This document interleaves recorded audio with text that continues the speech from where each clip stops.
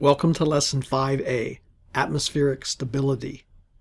First, I'm going to introduce stability, and then we'll talk about atmospheric stability and something called lapse rate. By introduction, let's consider a ball on the floor as an example, and this will become clear when I draw some things here. Suppose we have a floor that's concave shaped like this, and there's a ball resting down in that dip. In terms of stability, if we move this ball either direction up a little bit, there will be a restoring force due to gravity, so it will come back the same place where it was, and it'll come back to this point in the middle. So we call this a stable condition. So in terms of stability, this is stable no matter how far you move. Typically, we're talking about linear stability where you move the ball, or in our case, when we get to atmosphere, we move our parcel of air just a very small amount. So that's the stable case. Let's look at the unstable case. Now we have a hump with the ball just tottering there on the top. If it moves just a little bit, any little bit to the right or left, it's going to keep falling down. So we call this unstable. Technically, it's unconditionally unstable because any little perturbance is going to make it keep going. So in the first place, there's a restoring force that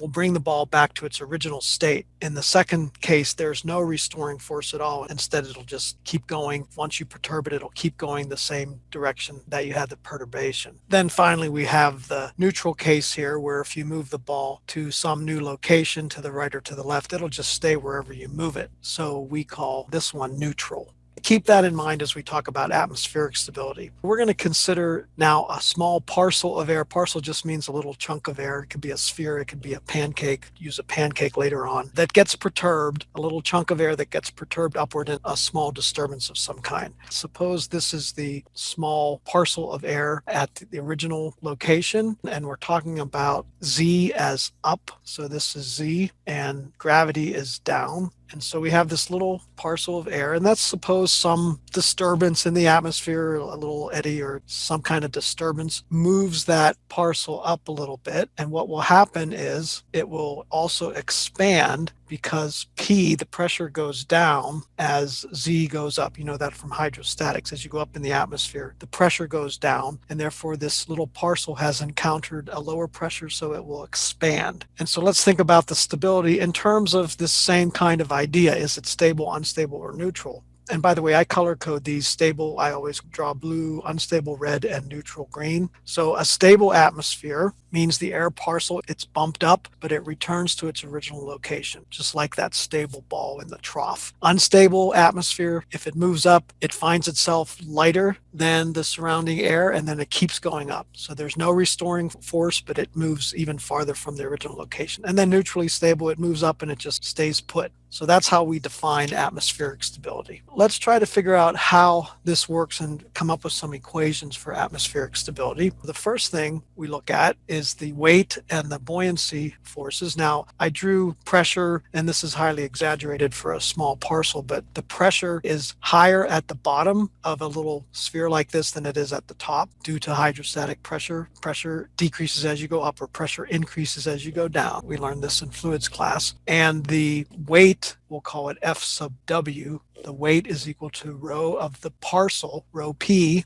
and this is volume, times G times volume. And then the buoyancy force is an upward force. And if you remember from fluids class, there is a net buoyancy force because of this very fact that the pressure on the bottom is bigger than the pressure on the top. And if you integrate over this entire sphere, you will get that for any shape, doesn't have to be a sphere, F buoyancy is rho A G times V, the same volume. It's the weight of the air that's displaced. So this is the displaced air density, and that's the density of the air where the parcel is sitting. So we're looking at its perturbed location. So these are the same sizes, the volumes are the same, but there's a weight and there's a buoyancy. The weight is down and the buoyancy is up. And so the net force, and we'll look at the net downward force as rho P, just combine these two equations, minus rho A GV. So that's our equation for the net downward force. If we want this to be neutrally stable, we want there to be no force. So if that force, that net downward force, is zero, then when this thing moves to its new location, it's the same density as the air it displaced, so there's no forces on it. This is just an imaginary parcel, but think of it as like a balloon, and there's no net weight, there's no net buoyancy, so it'll just stay there. It won't move at all. So that would be the neutrally stable case. So you can easily see then that if the density of the parcel is greater than the density of the air that it displaced, then it's going to go down. So if this parcel had moved up, it's going to return to its original location. So that's stable. The opposite case, if rho p is less than rho a, net force is up because the parcel is lighter than the air it displaced, and therefore it's unstable. And then again, if it's the same, then it's a neutrally stable atmosphere. And you can see all that from this equation. Well, that leads us to something called lapse rate. So meteorologists use this term, lapse rate. What is it? It's the negative of dt dz, so it's the derivative of temperature with respect to elevation. And it turns out that atmospheric stability depends on gamma. So we need to do some thermodynamic analysis, and we'll make the following assumptions and approximations, which, by the way, I always abbreviate as A and A. The air parcel is an ideal gas. We're always dealing with ideal gases here. As it moves up, it expands adiabatically, which means there's no heat transfer. So we call this an adiabatic expansion. The whole process is reversible and thus isentropic. So we're not allowing for any friction or anything. Just this little parcel of air kind of just moves up. And let's assume there's no humidity. So it's dry air. And we're going to solve for the neutral case. And I teach some stability courses in fluid mechanics and graduate fluids, and we always do the same kind of thing. We typically solve for the neutral case because that's the easiest thing to do, because you set some parameters to 0. And then we just know that if something's a little bigger than this parameter, it'll be stable, and if it's a little smaller, then it'll be unstable. So we're going to solve for the neutrally stable case, which is the case where rho p is equal to rho a. So put on your seatbelts. This is going to be a little bit of math, but not too bad here. So let's take this as an example problem. This is basically a repeat of what I just said, given that the atmosphere is dry, no humidity, and it's neutrally stable. And we're going to consider an air parcel that's shaped like a pancake here. It's just a flat disk of the surface area A and some height dz. Again, z is the elevation up. We assume it's an ideal gas, it's adiabatic, and it's isentropic. And we want to find the neutral case, or the dry adiabatic lapse rate, which we call gamma A. So the A stands for adiabatic. And we'll consider this pancake-shaped parcel. Note that P and T are only functions of Z, so there's nothing changing in the horizontal direction. It's just an infinite atmosphere, and we take this little slice, this little pancake. So how do we get the pressures? Well, again, pressure on the bottom is different than pressure on the top. And in general, we would write, if we have P times A as the force on the bottom, pressure times area, the force on the top, we're going to use a truncated first order Taylor series expansion. So instead of P, we have P plus dP dz times the area. Those are the only forces acting on this little parcel of air. There's no friction or anything like that. So let's do a summation of sigma fz in the z direction equals 0. We know that this thing is neutral, so it's not moving. There's no restoring force. So we say PA, the pressure on the bottom, that's up, minus then this pressure that I circled up here, P plus dP dz times A. That's all the pressure forces, and then the only other force we have is the weight, minus rho g a dz. So the weight is rho times g times the volume. Now let's cross off some terms. This PA and this PA from here cancel each other, so that goes away. And then the A's cancel each other here, and the DZ's cancel each other here. And so the bottom line then is that dP dz is equal to negative rho g. And you already are familiar with that from your fluids class, hopefully. So that's one equation we have. We also approximate air as an ideal gas. And so P is equal to rho RT. But remember that R, this specific gas constant, is RU over M, the molecular weight. So this P is rho RU over M. That would be the M of the air times T. So this gives us rho equal PM over RUT. And let's plug this rho into here and combine those equations. Therefore, dP dz is equal to negative G capital MP over RUT.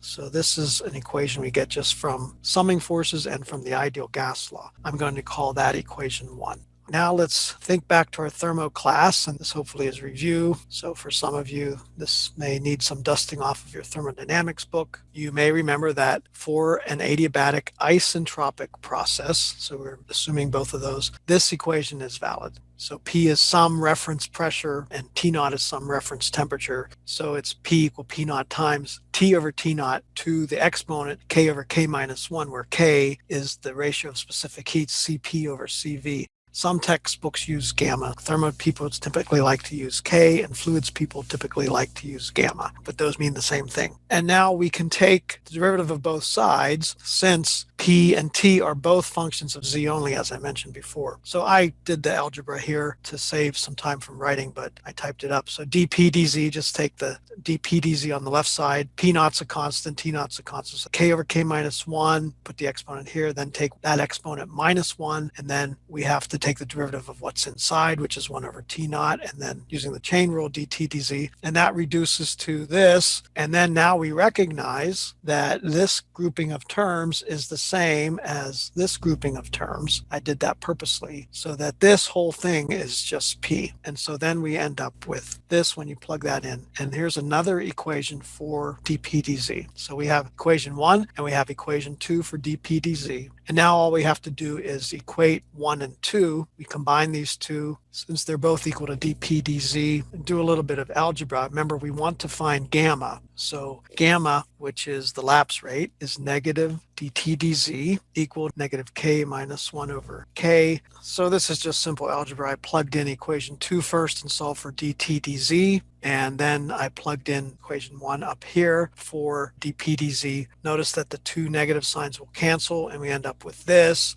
And then it's just a matter of crossing off some terms. So we see that the temperatures cancel and the pressures cancel. And so we finally end up with gamma is equal to G times capital M molecular weight over RU, K minus 1 over K. These are all little k's, which again, that sometimes people use gamma for that. And then we take that same equation here. Remember, the negative sign's already included. Just plug in the numbers. We know the molecular weight of air. We know the gravity. K for air is 1.4. And then RU, and we plug everything and do some unit conversions. Be careful with units as always, and we get about 9.76 K Kelvin per kilometer, or I'm only giving this final answer to 2 digits, 9.8 degrees C per kilometer. That is our adiabatic lapse rate, or we call it the dry adiabatic lapse rate because it's for no humidity, or the neutral lapse rate. And in summary, that's the value of gamma, or negative dt dz, such that the atmosphere is neutrally stable. And so it's 9.8 degrees C per kilometer. Remember, the gamma has the negative sign built into it. So that means that in a neutral case, the temperature is decreasing by about 10 degrees C for every kilometer that you go up in elevation. And you all know that the temperature typically goes down as you go up. When you go up to a high mountain, it's cooler. So the temperature is going down by about 10 degrees C for every kilometer that you go up. That's in a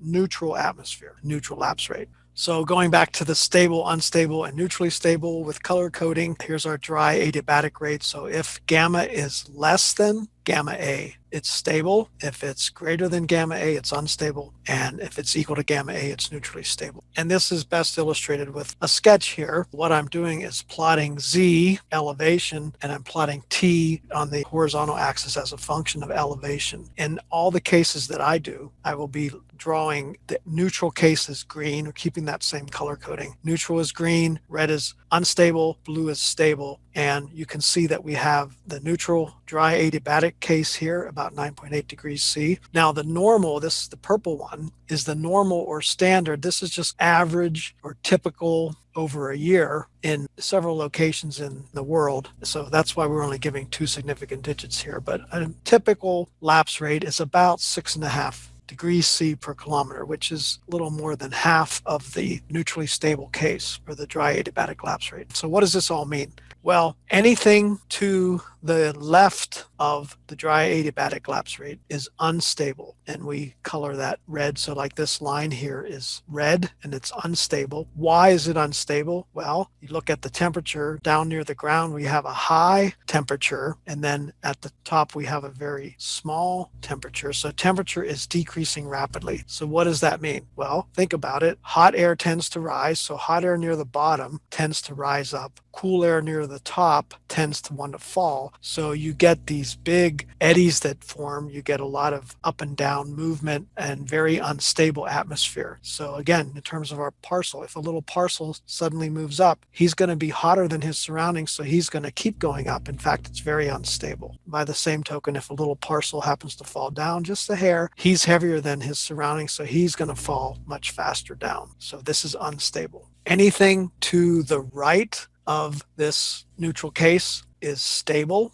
And you may be surprised that you can have a condition where we're still warmer at the bottom. So this first blue line here is warmer at the bottom than it is at the top. So the temperature is decaying, just like in the normal case. The temperature is decaying, but it's still stable. And that has to do with how fast the temperature decays as pressure decays, and it's all thermodynamics. I don't want to go into the details, but it turns out that this is still stable. And then extreme stable is when you have a temperature inversion. Now think about what happens. In this case, we have cool air at the bottom and we have warm air at the top. And the warm air wants to stay up at the top and the cool air wants to sink down to the bottom. So you take a little parcel and you try to move it down. He's going to be warmer than his surroundings, so he's going to want to come back up. You take a little parcel and you move it up. He's cooler than his surroundings, so he's going to want to come back down. So this is very stable. In fact, it fights you if you try to mix it up. It wants to just return to where it was. It's extremely stable when there's a temperature inversion. I'll show you some pictures and talk about what happens with temperature inversions.